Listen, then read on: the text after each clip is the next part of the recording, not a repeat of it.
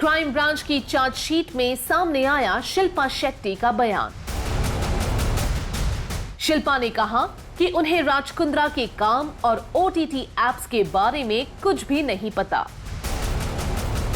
क्या सच में शिल्पा थी राज कुंद्रा के काम से अनजान?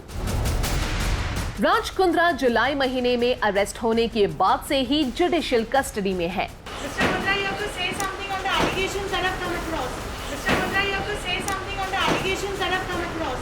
इस बीच क्राइम ब्रांच ने इस मामले में उनके पार्टनर रायन थोरपे को अरेस्ट करने के साथ कई लोगों से पूछताछ की और उनके स्टेटमेंट्स भी रिकॉर्ड किए।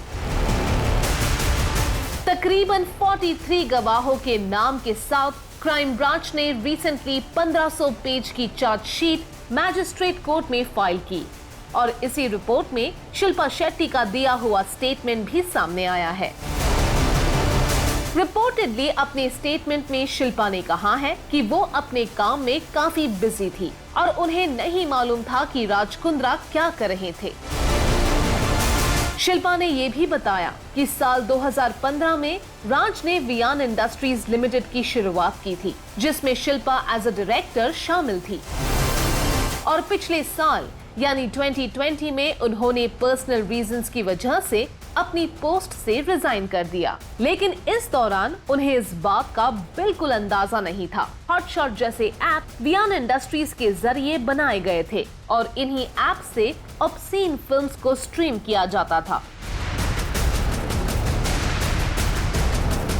उन्हें इस बारे में राज कुंद्रा के अरेस्ट होने तक कोई जानकारी नहीं थी।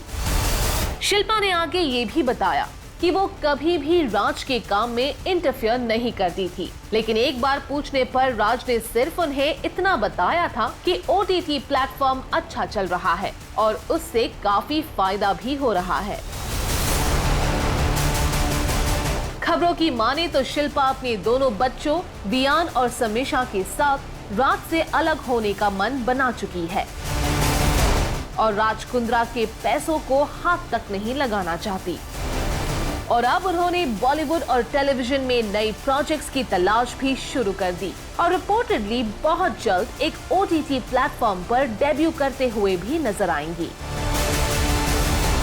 राज कुंद्रा पर चल रहे केस का असली और पूरा सच क्या है, ये तो वक्त के साथ ही पता चलेगा।